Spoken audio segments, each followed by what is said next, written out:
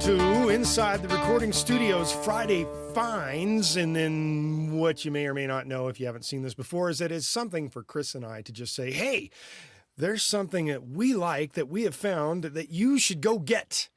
And this week's finds start with Chris saying, what do you got? I got flashbacks today because I actually went and I tried out the Reason rack from, there will always be propeller heads for me, but Yes, I think they're called Reasonstudios now. And I used to use a very old version of Reason. I think this is probably going back, dating myself here, but version like 1 or 2. Well, back in the days when they had the rack, I mean, it literally looked like a rack on screen, and then you flipped it around, and then you could run wires all over the place. And to top that off, they had a system called Rewire, so you could actually use that application within your DAW. Mm-hmm.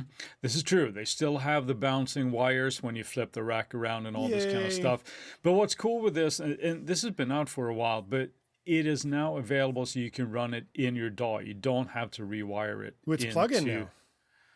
Yeah, exactly. Yeah, so you can use it as an audio unit, a VST, AAX, whatever you want. And you can, it separates also so that you can use either them as the instruments, or you can use just the effects that are built in there. So it has allowed me to go back and play with the Maelstrom granular synth. So, you know, Hellstrom, Maelstrom, get it? But it's all about you, man.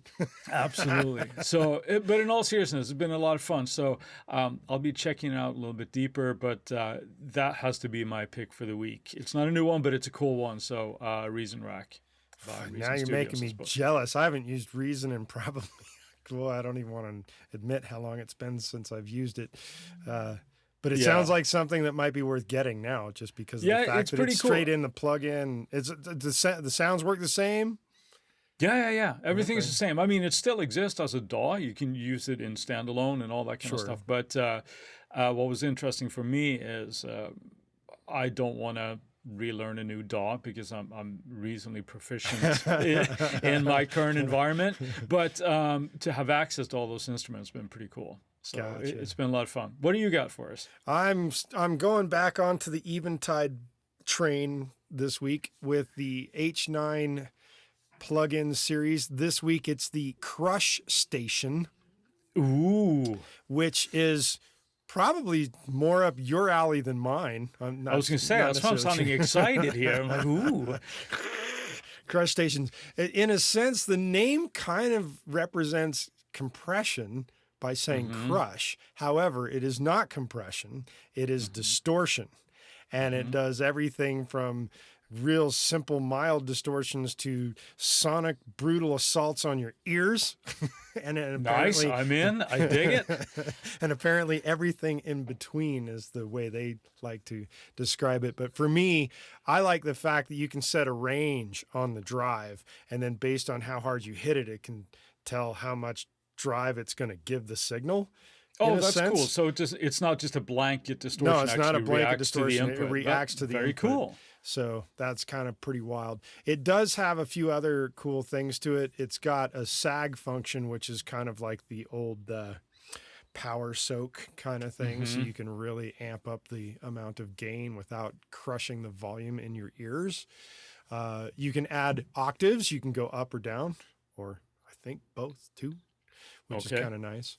It's got a little bit EQing in there, and then it also has a threshold for when you can set a gate. So you can gate your shit for how much you're going to distort and what you're not going to distort. And also, so this sounds obviously like with the H9 that it was primarily functioned for guitar, but I'm assuming this works a charm on just about anything. Well, it's a plug-in, so why wouldn't it? Do whatever you want with it. Right? That's right. Yeah.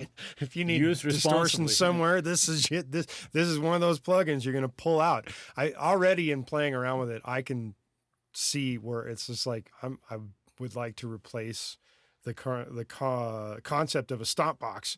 Because when I'm creating channel strips for guitar sounds, I'm recreating the idea of how it would work in hardware anyway. So, you put your pedals in front, you put your amp head, and then your cabinets, and then any pedals in between the cabinet and the amp head and whatever, depending on where you're routing your effects. But yes, Crushstation will probably become one of my new quote unquote stomp boxes in front of my amp heads. Cool. But it sounds like when you're mentioning that, I immediately, with the dynamic range of how it hits, that just screams to me like a great application for drums. Well, I'm sure it will be handy there too. Right. So there's no question about that.